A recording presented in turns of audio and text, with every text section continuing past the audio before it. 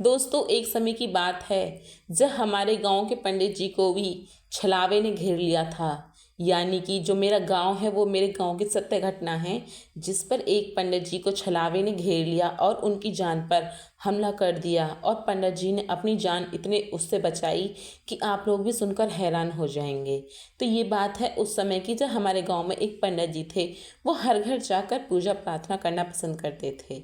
यानी कि जब आपके भी घर में हवन वगैरह होते हैं तो आप भी अपने घर पे पंडित वगैरह को बुलाते हो। इसी टाइप के वो पंडित जी थे और उनके उनके मतलब कि उनको इतनी सारी गंत्रों का पता था कि वो किसी भी चीज़ से अपना पीछा छुड़ा सकते थे।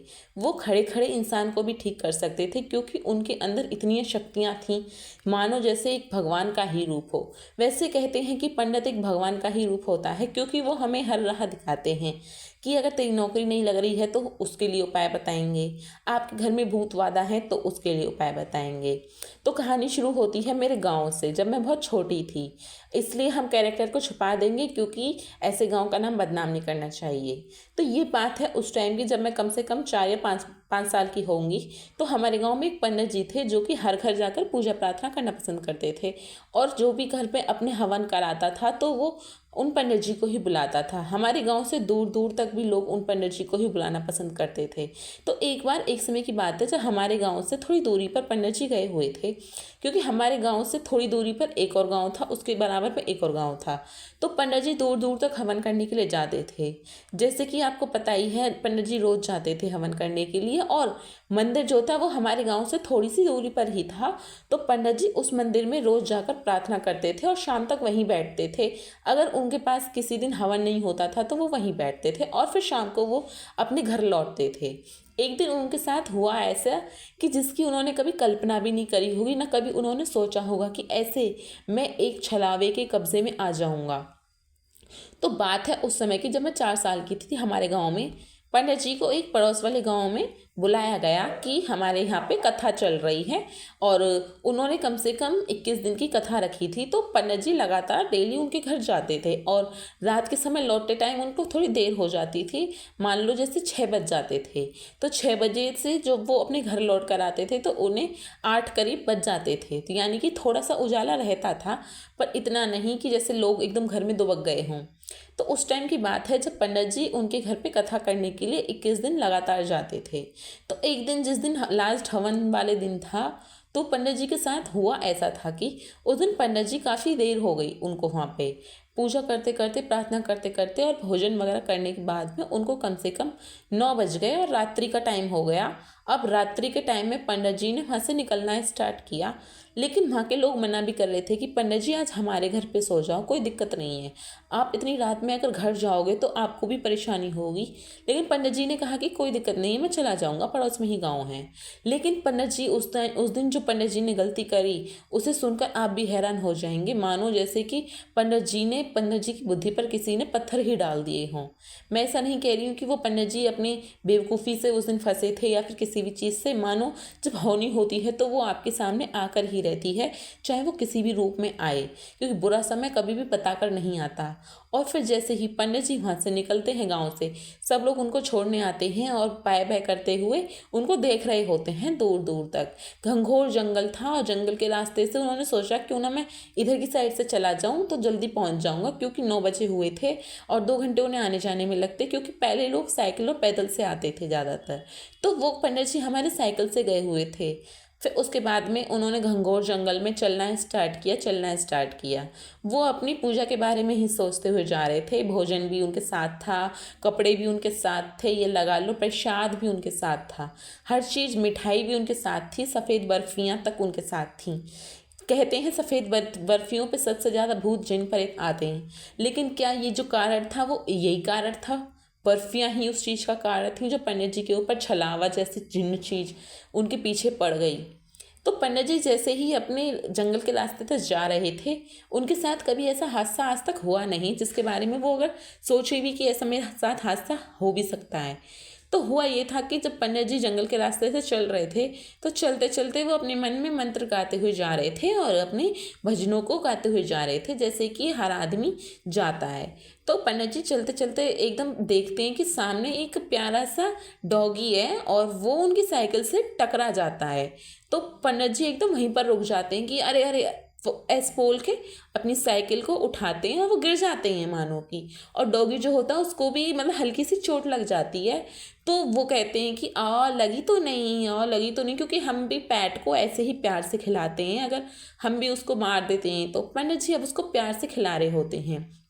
तो पंडित जी सोचते हैं कि ये आधी रात में, घंघोर रात में, ये बेचारा पेट आया कहाँ से यहाँ पर।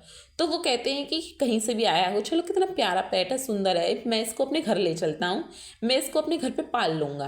पंडित जी की वो गलती इतनी बड़ी गलती थी जो उन्हें नहीं करनी चाहिए थी। अब पंडित जी ने वो पेट अपने साथ तो ले लिया। अब चलते चलते जैसे ही पंडित जी ने साइकिल चलानी स्टार्ट करी, मानो ऐसा लग रहा था पंडित जी को जैसे पंडित जी ने अपने साइकिल पे क्या ही बोझ बैठा लिया हो। पंडित जी की साइकिल ना ही तो चल कर दे रही थी, पेंडल इतनी मुश्किल लग रहे थे, मानो जैसे उनकी साइकिल पर कम से कम 50 किलो बोझ लद गया हो। ना ही उनके पेंडल लग रहे और हाँफ रहे, लेकिन फिर भी वो साइकिल चलाने की कोशिश कर रहे। तो वो देखने लगे पीछे मुड़ कर कि पैट उस पर बैठा हुआ है या नहीं बैठा हुआ है उनके पीछे वाले स्टैंड पे। जैसे ही वो पीछे के स्टैंड पर मुड़कर देखते हैं और जो पंडित जी के रोंगटे खड़े होते हैं, उस टाइम पंडित जी की सांस हौका लेने लगी, आंखें चकराने लगीं। पंडित जी देखते हैं कि वो पैट एक जिन राक्षस का रूप लिया हुआ था और वो उनके उस साइकिल पर बैठा हुआ था। उस टाइम पंडित जी के रोंगटे खड़े हो गए और मेरे भी इस टाइम सुनाते टाइम रोंगटे खड़े हो रहे हैं, आप लोग देख सकते हो, क्योंकि ऐसी घटना हम लोग बताते तो हैं आप लोगों को, लेकिन इसे सुनाते टाइम हम लोगों को कितना डर लगता है ये हम ही जानते हैं, और इसीलिए हम आपको भी सुनाना चाहते हैं कि आप भी डरें। तो पंडित जी जैसे ही देखते हैं और पंडित जी एकदम अपना फेस आगे कर लेते हैं, कहते हैं कि नहीं, मुझे डरना नहीं है, क्योंकि डर उस इंसान के ऊपर हावी हो जाए तो उसकी मौत पक्की है। पंडित जी एकदम घूंट मतलब सांस लेते लेते हाँफते हाँफते अपनी साइकिल को चलाने पे लगे पड़े थे, मानो जैसे उन्होंने कुछ देखा ही ना हो पीछे। धीरे धीरे अपनी साइकिल चलाते जा रहे थे। जो उनको मंत्र, जो उनको गायत्री मंत्र वगैरह सब चीज़ याद थी, उनको मन ही मन दोहरा रहे थे, मन ही मन दोहरा रहे थे। और इनके हाँफने के चक्कर में उनकी साइकिल भी नहीं चल पा रही थी और मंत्रों के चक्कर में उनका दिमाग मानो एकदम ठप हो चुका था। अपने मंत्रों को गाए जा रहे थे, गाए जा रहे थे, मानो जैसे कि बस उनको बस अपनी जान बचाने की पड़ी हुई थी। लगभग लगभग चलते चलते वो देखते हैं कि उनका घर बस 500 मीटर की दूरी पर रह जाता है और वो अपनी साइकिल को फिर चलाना स्टार्ट करते हैं और धीरे धीरे मंत्र गाते चले जाते हैं, मंत्र गाते चले जाते हैं। पंडित जी देखते हैं कि बस मेरा घर अब आने ही वाला है, लगभग 250 मीटर की दूरी रह गई थी। और उन्होंने अपना गांव देखा तो उनको गांव देखकर एकदम तसल्ली सी हुई और वो पीछे डॉग बैठा ही हुआ था। पंडित जी फिर आगे चलना स्टार्ट करते हैं, मानो अब पंडित जी के घर की दूरी बस 100 मीटर ही रह गई थी। तभी पंडित जी का पैर एकदम पैंडल से फिसल जाता है और पंडित जी गिर जाते हैं एंड वो पैट भी गिर जाता है।